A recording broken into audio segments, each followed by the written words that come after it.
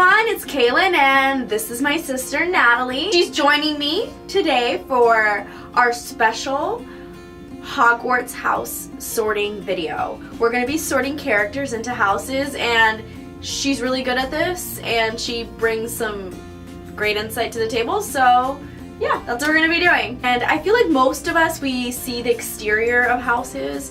We kind of just see what that person brings forth instead of the reasoning behind why they do things. So previously we have sorted family members and characters into houses and now we're like, that's totally wrong. Yeah, we've been looking, let's say, like at the outermost personality of someone instead of looking really within what they really think of what they do.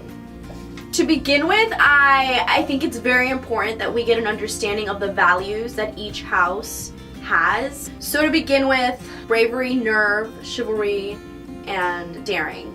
So yeah, I see myself as a Gryffindor. I'm pretty close there between a Gryffindor and a Slytherin, but I think at the core I'm a Gryffindor. I know, pretty basic. Sorry guys to disappoint. Definite Ravenclaw. When I was younger, I kind of wanted to be something else, but as a Slytherin, but I kind of understood who I was more growing up and realized my full potential as a Ravenclaw. Yeah, and I can't imagine her as anything else but a Ravenclaw. Ravenclaw values are intelligence, wit, and knowledge. Hufflepuff, which values hard work, patience, dedication, loyalty, and fair play. People really undermine Hufflepuffs, but they're not really all that they seem. They're so much more. Next is Slytherin, which is ambitious, cunning, and resourcefulness, and which honestly doesn't just pertain to villains. It could be anyone. Yeah, I think it's very important that usually if we see a villain and we're like, oh, they're deaf Slytherin, and that's not it at all. Like, there can be an evil Hufflepuff, there can be an evil Gryffindor. We'll start with the Mortal Instruments series and its prequel, Infernal Devices. So we'll start with Will Herondale. Will Herondale from the Infernal Devices. Interesting, because I think the Shadowhunters, we have this predisposition to see them as brave and courageous, yeah. But there's so much more than that. I mean, they're actual people just because of their culture, that's what they value, you know. Individually, they could be from any house. So for Will Herondale, definite Hufflepuff. I agree he's a Hufflepuff. I think he puts off this very Slytherin vibe because of what he's gone through in his past. Yeah. But if you really look at the core reasoning behind what he does, it's complete loyalty and complete devotion to his friends. Next on the list is Clary from Mortal Instruments. So you could say she is very devoted to her friends, but honestly she's very blunt and very out there for what she wants and really knows what she wants. She's ballsy. Yeah. She's daring. Like she's not afraid to put herself out there. So Gryffindor. Should we go into Game of Thrones then next? Or yeah. So Jon Snow? Jon Snow. Okay, of course Jon Snow. Jon Snow. Okay. He's of course brave. Mm-hmm. You know, he's down for the fight. He's also really smart, but is he smart? No. You know nothing. You know nothing. Snow. He thinks he's smart. That's what it is. He thinks he has all his plans come out, but he's still smart. He's still smart. Yeah. He's just battle-wise. Yeah, battle-wise. Battle-wise. That's still intelligence. True. Hufflepuff. Completely devoted to his friends and the Night's so Watch loyal. And his family. Now. Okay, this one's harder. Daenerys. Honestly, I think she has goals and to go to the Iron Throne and is completely committed to it. And have you noticed how many people she sacrificed to get to this? She doesn't care. Yeah. Except when with Khal Drogo, that she would have lost everything. I think that's when we saw her completely vulnerable and broken down. But I would say she's a Slytherin. I think so too. She has her goal and she set her mind to it. And there's nothing to stop her. Yeah. She's gonna be there. She's gonna get there, and she's gonna kill anyone that she has to. Her and Cersei have a lot more in common. They have the same goals. She's a Slytherin. Even though I think Cersei is completely loyal to her children and will do anything in the name of her children and in the name of Jaime. Even her father too. So what are you saying? Are you saying she's not a Slytherin? I'm saying it's debatable. I think it's definitely you could fight it, but she does set a goal. See it, but Right. she's very cunning. Mhm. She works like 20 steps ahead of everybody else. But she would never sacrifice her kids to get to her goal or her But I don't family. think every Slytherin would sacrifice people that they love. Yeah, but I think a lot of the things she's fought for, she's kind of gone away from her goal to focus on her family. Okay, maybe we should go into superheroes now. All right. Seeing as Avengers Infinity War just came out. No spoilers here. Iron Man. His huge ego and his goals and his motives to do stuff are complete Slytherin. Mm-hmm. He just has these plans and he thinks about this before. He has to be a Slytherin. I agree. And I think he does have a thirst for knowledge, Mhm. but it's more of like a goal-oriented. Yeah. Like his whole thirst for knowledge became for his, his heart. Yeah, He had the it heart was for issues. him. It was for him. It was completely selfish. Yeah. Next, Spider-Man. Spider-Man, my fave. Okay. Peter Parker. Well, okay. So you can argue and say that Peter Parker is a definite Gryffindor, or maybe even a Hufflepuff because of how loyal he is. But I think what his most defining quality is his complete thirst for knowledge and to become. He just is always testing the limits of his new suit that he got from Tony, and he's really just testing it and just really wants to know more. I agree. And his scientist qualities, you see him at school and stuff. Yeah, I agree. He's a total nerd. But Why? yeah, I mean, he's brave, of course. I think any superhero has to be brave. Mm-hmm. But I think with him, what's at his core is that thirst for knowledge. Next, we have something from one of the shows, the Marvel shows, which is Jessica Jones. Like, we haven't really made a decision on any of these, like, before. We're kind of just, like, doing it as we go. So I think that's one of them that we may go back and forth with and change our mind a couple times. I think it's super, super easy to sort her into Slytherin. But I think it's wrong. Then what would you say? Would she be brave like a Gryffindor? The thirst for her, the truth that she finds to go through, you know how she goes around following people for her company, and she finds out the truth about people. That's knowledge that she's pursuing, but it's also for money. Yeah, it's for her gain. But then with the whole thing with her best friend and the people, if she sees someone in need, she will help them, no matter what. And I think, this is a little bit of a spoiler, so if you haven't seen the new season, like, close your ears for a couple seconds. I think her loyalty, like, it surpasses so many bounds. Like, she is completely loyal to her mother, who, I mean, has killed people that she loves, and is just completely destructive, obviously, because of the experiments done on her. But, she's completely loyal. Like, no matter what, she would never be able to kill somebody that she loves, and she would, like, her loyalty is there, and it's extremely apparent with Trish and her mother and her romantic relationships. I would definitely cross out Ravenclaw because it's for a purpose that she's getting this knowledge. So I would even, it's between Hufflepuff and Gryffindor. This one's hard. And why I'm leaning towards a Hufflepuff. I'm leaning towards a Hufflepuff too because of how far it goes. Because Gryffindor, they are really brave and they are very loyal, but they also value chivalry and they understand what's right and wrong. And they would understand if their friend was doing something that was wrong. Yeah, and I don't think she doesn't. She doesn't care. We're gonna go into the Divergent series and we're gonna do some Tris Pryor over here. So, you know how she goes into Dauntless and that has all the bravery and the strength, but honestly I think her morals are completely different than Dauntless. Yeah, I agree. I think it's super easy to sort the characters in Dauntless into Gryffindor because of pure bravery, but Tris to me is a Hufflepuff. Plus she was also abnegation. Yeah. She's completely loyal to her brother, even though he betrayed her multiple times and is a total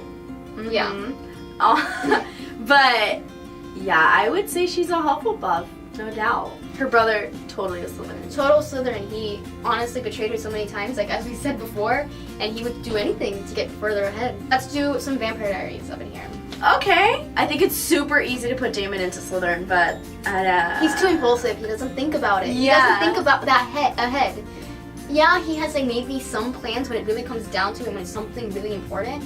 But most of the times he just does what he wants. Like, his love for Elena, like how he knew it would hurt his brother. He didn't care at that moment. He really did not care. It was impulsive. He was like, I want Elena now, and too bad. Yeah. His brother's definitely Hufflepuff. Yeah, Stefan's a Hufflepuff. Stefan's 10 times more loyal. He gave up practically the girl so his brother could be happy. And didn't even fight it at all. No, he was like, alright. Alright, I just want you to be happy. But Damon, what would I put him in? I would say Gryffindor. Gryffindor. That's pure bravery and nerve, and honestly, he can't be sorted into anything else. Yeah, I don't think he can be sorted into He's not the smartest of the bunch. Yeah, I agree. Yeah. And Elena? Elena, She's so dull. look at Bonnie. How many times has Bonnie been sacrificed for Elena, and Elena doesn't care? Elena expects this. Yeah. She expects people to sacrifice for her because that's all that's been going on around her. Agreed. Yeah, I would definitely say she's a Gryffindor. She's not smart enough to be a She's no Ravenclaw. thirst of knowledge or... She's not very cunning. She doesn't think that far ahead. I would say Caroline is a Slytherin. I think so too. She does think about things. And I love Caroline, even though unpopular opinion sometimes, given that she's a little annoying. But I think I like where her head is at. She seems like the only one that understands what she wants and will fight for something more. I would say Bonnie's a Hufflepuff. Bonnie's a Hufflepuff. But thank God she got up her little Hufflepuff shell at the end. And she was like, I'm not going to risk They did her so dirty in that show. How many times was she killed for Elena? And then the last time she was like, I'm not dying And for then her. they killed her boo. Oh, yeah. Enzo, I'm still mad actually. Let's go into a really popular show right now, Riverdale. Okay. So Jughead, my fave. Ravenclaw, duh. Well, let's go into Veronica. Alright, Veronica, I would say Slytherin. Archie, Gryffindor. Yeah. But Betty, on the other hand. Okay, yeah, we wrote this one down and we were having a little bit of issues with it. I mean, I was. Yeah. Okay. She was really secure. I'm very secure in what I think because she gives off this Hufflepuff persona, but you gotta look through that. Like, she honestly is so manipulative with everything she does. She's thinking about this stuff. She's definitely a Slytherin. Like, people are like, oh, but look, she's so sweet and she's so loyal, but honestly, she has ulterior motives. I think so.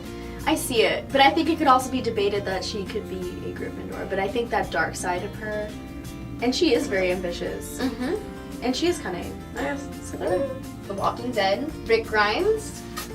You know, everyone's gonna try to put him into this leadership position and say he's a Gryffindor because of his bravery and his nerve and stuff, but come on, he's definitely a Slytherin. Agreed. Thinks about stuff too much, and honestly, how many people has he kind of sacrificed? A lot. Yeah, he would do anything.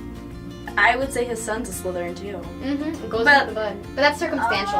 Yeah, I could also say he could be a Gryffindor, but I think he's closer to a Gryffindor, if not a Gryffindor, than Rick. I do think Slytherins do make the best leaders, in my opinion. Because they're not as impulsive and they're going to think about the consequences when they do things. Gryffindor is too impulsive. They are impulsive. Ravenclaw, they're not going to think about, they're going to think about what's maybe the smartest way to do things, but honestly the smartest thing is not always the right thing. Agreed. And Hufflepuff is just going to try to keep everyone alive. It's so interesting that you said that. Oh, I think it's completely true. Do Slytherins make the best leaders? I think so. Honestly, they think about everything. They look at the big picture. Which is something that's really good. Important. And the thing is that they don't rely solely on emotion. And I think Gryffindor is very emotional. I think they're emotional, and I think Ravenclaws are closed off with that. Are very logical. Yeah. And I think you have to think of it from all parts, and I think that's what Slytherins probably do, and that's probably why they're such good leaders. Wait, was Voldemort a good leader? I think so. Honestly. I think he's a horrible person. But he did bring up that army. He did go to different... And he had loyal supporters. Like, they were totally loyal to him. Even though he was, like, at some point, like, not even, like, a person. Went to different species. Like, you know, you got the giants there that were fighting him. He really played every aspect of this situation, and he really took his time. He was very meticulous with all his details of this grand plan. I want to go back to another Harry Potter leader. You know what I'm gonna say? I know what you're gonna say. Okay, Dumbledore. Do you think Dumbledore was in the right house? No, I do not. Do you honestly? I honestly do not. Do you think that J.K. Rowling made a mistake? Do you think the Queen makes mistakes? No, I think what his image of himself at the time when he was sorted, really, like, he thought he was this brave and noble knight that is gonna protect people. But honestly, as he grew older and he had these experiences that really threw him in a certain mind frame and really made him think of the long term. And let's say with Harry, like he was completely not telling Harry information that would have been really important for Harry to know, and not telling him the full extent of you're gonna have to kill yourself at the end. He did admit, and he was just very he left it as like a puzzle for Harry to solve, and instead of being straightforward, like, hey, you need to know this was gonna happen, and hey, by the way, you're gonna have to die then. I think he was worried that if Harry knew he was gonna have to kill himself again, he would back out. And this is the only way to save the wizarding world, if Harry does this at the end, and he goes through this entire struggle and back and forth with Voldemort, that he thought this out. Yeah. He really thought this out. He was an intelligent man. But I have an issue saying J.K. Rowling made a mistake. I don't think she made a mistake. I think time has completely transformed him. And I think his experiences molded him into something else. I think the Sorting Hat also takes into consideration what you want. Like you mentioned before, that's what he wanted, that's what he saw himself as. And I mean, probably gave him the same choice as Harry. Like, what do you want to be? We got some Hunger Games, so that's Katniss and Peeta. So the whole thing of the beginning of the story starts is that she's trying to protect her sister in all of this. But as you kind of see her thought process with everything, she's kind of manipulative, and she knows what to say. She's very cunning. And I think she was loyal to him. Like, she did want him to survive. Like, she literally would have killed herself for him to live. Oh, yeah. Same way that she sacrificed herself for her sister. So the loyalty is, of course, there. But I think her motives and the way she thinks about things is a Slytherin. She's not as plain as black and white as Peeta is, which is obviously a Hufflepuff. Yeah, he is a Hufflepuff. And I think the reason why she's not a Gryffindor is because with Gryffindors, I think they see things very black and white. Everything's very morally correct. Like, everything is either good or bad. Yeah, and she thought she sees further than that. Star Wars. So we got a really controversial one right here, which is Anakin. Okay. We love Anakin. We absolutely adore him. But and not because, not because of he was Hayden Christensen and he was really cute. Yeah. It's not just that. Honestly, I think if he can be a lot of them, maybe except Ravenclaw. To be completely I would honest. say he's not a Ravenclaw. Well, he is extremely loyal.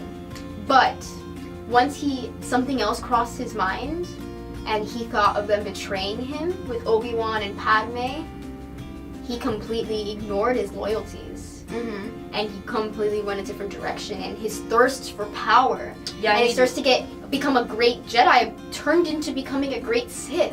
Yeah. He definitely wanted to be the best. He's obviously cocky. He had a big ego. He knows what he wants, and he was fighting for it. Yeah, and he was gonna get it. Yeah. There was nothing that was gonna stop him. And his view of the dark and the light were completely blurred together. Yeah. He wanted more than what the Jedi were giving him, and he wanted to be the best, and he wanted also love. So, which he is a Slytherin. He could, yeah. He doesn't value the same things Gryffindors value. I think Jedis in a whole probably resemble more of a Ravenclaw because of their thirst to find out more of the Force and to keep it good. And they do put themselves. They do see things very black and white though. Like they're very moral, but they're not emotional. They're not gonna sacrifice detached. them. They're detached, and they're not gonna sacrifice them for themselves for their friends. If they see the bigger picture. So then, can you argue that they're? It's fair. It depends. It depends on the person. It depends on the person. Like, I think Obi-Wan. Honestly, I think he even went against Jedi Code, and I think he's a Hufflepuff. I think he cared. He cared for Anakin too much, and like if you see Yoda and stuff, which I think Yoda was thinking. Okay, we didn't want to do this one because it's really hard because he's you don't really see his mind and what he thinks of. But he thought of this plan. He knew exactly what was going to happen. And he let it go. So Natalie thinks he's a Slytherin. I think for sure. And I think there's resemblance between him and Dumbledore. Oh, for sure. And they know what they're doing. Okay, Gilmore Girls! We love Gilmore Girls, and she's actually, I always tell her she's like Rory. But so let's start with Rory, actually, because this was very interesting. I think she started off very much so a Ravenclaw. Very loved reading, the thirst for knowledge, obviously apparent. But I think as she evolved, she got kind of like very ambitious, like breaking ties, not very loyal. Like she threw Dean to the side once Jess came. Yeah, she threw her friends aside once all her elite little Yale friends were around. Like, you know, she even like had that little like spat with her mother where they weren't talking. You know, and she just became very like, she would sacrifice anybody for her career. Yeah. For her to get up there into the social ladder as well. But she did start off with just wanting to know things and like starting off like innocent and not understanding. But she took it very far when she got into like Ivy League and she realized that she is smart. She wanted a certain life for herself. She didn't want the life that her mother had. She didn't want to be like Lorelai. Like obviously she loves her mother, but she wanted a different life.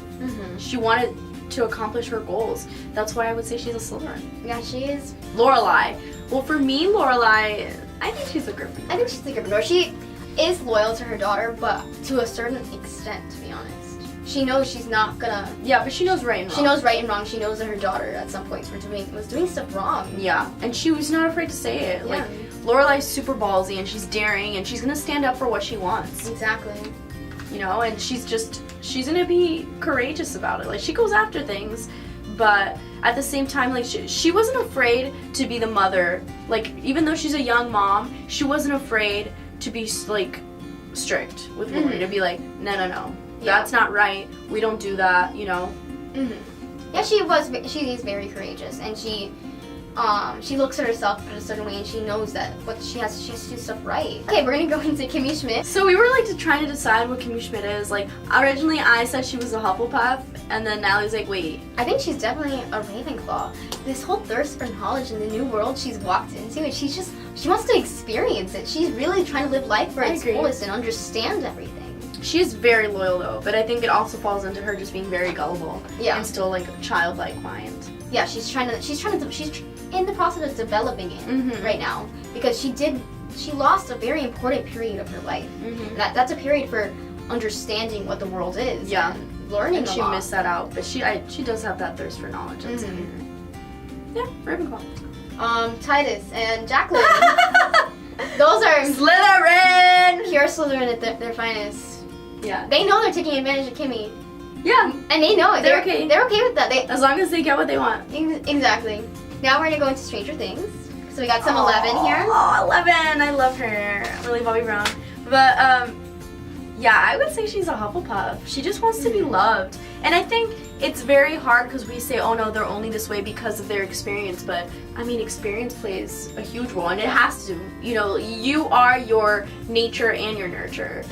It goes hand in hand. So for her, I would say she's a Hufflepuff. She's extremely loyal to her friends. Like she puts herself in danger constantly to help Mike and the rest of them. You know, and I think she'll she's do anything for them. Pure Hufflepuff. Okay, now the Demogorgon. No, I'm just now we're gonna go into Mike, which I feel like is a big mishmash of different ones.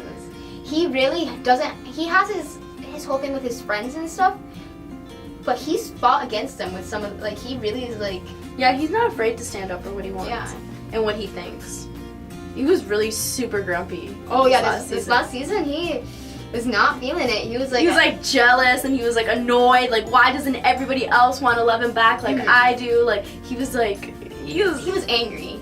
And he was really angry and you could say that was because of 11, but wouldn't a Hufflepuff still understand their friends and be completely loyal with them too? Yeah. I just think that, and he likes learning, but I wouldn't say he's a Ravenclaw. Yeah. I think his goes with Gryffindor. I would say Gryffindor. He's kind of impulsive. And he's emotional. He's very emotional. Nancy. Ah, she's a Slytherin. She's a Slytherin. She honestly, like, what she values is honestly, it's not a Gryffindor. It's not that she's being daring. Yeah, and I think she's brave, obviously. I think they're all brave to an extent. They've all been doing stuff that you're... Yeah, but I think she's just so easy to drop people. She really dropped Steve like that. Steve. And the fact like she knew beforehand that she was into Jonathan. Oh, yeah. And she was still with Steve because of, like, I would say image. Yeah, image, for sure. She wants to be, like, she knew that he was popular. Yeah. And she just she wants to be looked at in a certain way. Yeah. She's very prideful. So now for 13 Reasons Why, which is coming back soon. Yes. Yeah, it is. Excited. Oh my god, me too. So let's start with Hannah. Hannah Baker. This is, I'm not going to diminish anything that she went through, but I think that this whole thing with the tapes is such a Slytherin thing to do. Like, I honestly think she's a Slytherin. She was really thinking about it, and she knew what she wanted to do, and she wanted to make those people think of what they did. She put Clay through hell with those tapes. Honestly. Like, he was so, like... He was emotionally distraught the entire time. And she's like leading up and he's like, what did I do? What did I do? What did I do? Like, really, you couldn't just put him at ease at the beginning and be like, Clay, come on, I'm not addressing you that you did something wrong to me. Yeah. And still, even though at the end she's like, you were great, you were this and that, he still feels super like And shitty. she left that to the end and she made him suffer that entire time. She made him suffer. I know we see flashbacks before, but I'm not sure, like, with those flashbacks, we get a gist of who she was exactly. Like, we know those tapes is a Slytherin thing to do, but maybe before she went through all of this, was she a Slytherin? Clay. Ah, he's a Hufflepuff. He's a Hufflepuff. He really cares for her, and he cares for his friends, and he wants to understand what happened to her. Ready Player One. Oh yeah, book, movie, Wade Watts. So yeah, we wanted to analyze the main character, and yeah, what are your thoughts? Oh my god, okay. So he's extremely loyal to his friends, and this new girl he meets in it, and he's really interested and he wants to know more about her. But he did really think about these things and the steps to take, but he is intelligent. Of course, you could tell he's a genius, but he had a goal for each one of those. Yeah. Yeah, I think for me, he loves learning, and I think he's extremely brave. Oh, extremely. Even though, I mean, in a way, hiding behind the video game, but it's still that video game is very real. It's like a dominating factor of life. It is life. And he wasn't scared to go against that big corporation. No, he wasn't. He really wasn't. He's obviously daring and brave. And he saw black and white for what's good and what's bad. So, honestly, a Gryffindor. Are you really? I was gonna say Hufflepuff. I was gonna say Hufflepuff, but honestly, he also valued the whole corporation. And like that he knew that he had to bring that down. He knew that if he just let it go. Okay, but he evolved into that. I know, it's all circumstantial. When he started off, he didn't see that. It was just a game to him. And he didn't have that ambition and that drive where he wanted to be the sole winner. Like he didn't have that pride and that sense of like, I want to be the winner, I want to be the one to get the corporation. Not at all. No. He was working together with a group, and he's obviously smart because he had a love for the creator of the game. That's and for the Oasis, you know, but... And he tried to understand who that person was and why they did all this. That is... He's difficult. He has a lot of different qualities in him, but essentially I would say he's a Hufflepuff. Honestly, no, I think I agree. Yeah, I do think he has Gryffindor tendencies, and you need to be brave to do all the things he's done. But I think... At his core, like, he told that girl he loved her. I know. And, like, he was completely loyal to her before even, like, really, really, really knowing her. Next we have is The Office. Okay. So let's start with Michael Scott, you know, main character. Michael, he's a Hufflepuff. Totally. Yeah. I think without a doubt, he's so... He wants to be loved, and he wants to fit in. Like, he's crazy and annoying and out there, but, you know, essentially he wants to be a part of the group. You know, even though he wants things to be about himself. Yeah, and he hates Toby. Jim, I had issues with this one. I don't know what you guys think. I think it's a unpopular opinion. Unpopular opinion, I think for sure. I think you actually have to listen to what these people, what their train of thought is. Like, honestly, he had no loyalty towards the company. He ditched them twice for either a better job or because he just didn't want to be around someone. He's loyal to Pam and his kids. Yeah, he is loyal to them, but how can you not be? I hope you'd be loyal to your children and your wife. True. Gryffindor-wise, I think he is brave, I guess, but I think he's a little more sly with what he means. Percy Jackson. I haven't read the books. I've seen the movie, but that's Natalie's like favorite series. So it's my all-time favorite series. So let's dive into the world of Percy Jackson. Well, I think Percy, it could be argued that he is, with his bravery and how he throws himself at a challenge, that he's a Gryffindor. But in my opinion, I think he's more of a Hufflepuff. Like, he completely values his friends, and as they said in the books, it's his fatal flaw. The demons and stuff know this stuff. Mm-hmm. The monsters, everything, and because he'll do anything for them, he'll sacrifice anything. He'll even sacrifice the world probably for his friends. And Annabeth, I think she is very ambitious. I can agree with that, and she was really smart and she devises these plans. But her core reason why she does everything is a Ravenclaw. She's been led to be ambitious and think about these solutions for the problems, but that's just because of the quests that have been thrown at her. And it's all circumstantial. If all these things didn't happen, it'd just be her pure thirst for knowledge and how she likes architecture too, which really leads a factor into it, and how she wants to understand her mom Athena and trying to get to there. So yeah, pure Ravenclaw. I think that's it. That's all we have for today. I hope you guys enjoyed it. Yeah, we could do this for hours, and now I mean, yeah, if you guys want us to sort any other characters or any figures or celebrities, like, let us know. We'll gladly do another video. Say the characters and we'll do it next. Yeah, comment below what your thoughts are and characters that you would like us to sort. And yeah, don't forget to like and subscribe. Many more videos to come. Thank you, Natalie, for joining me. No problem at all. She's so smart. And yeah, we had a lot of fun. I think now we really want to do a Harry Potter marathon and just, you know, chill. Yeah. So thank you guys for watching. Have a great day and bye. Bye. Thank you.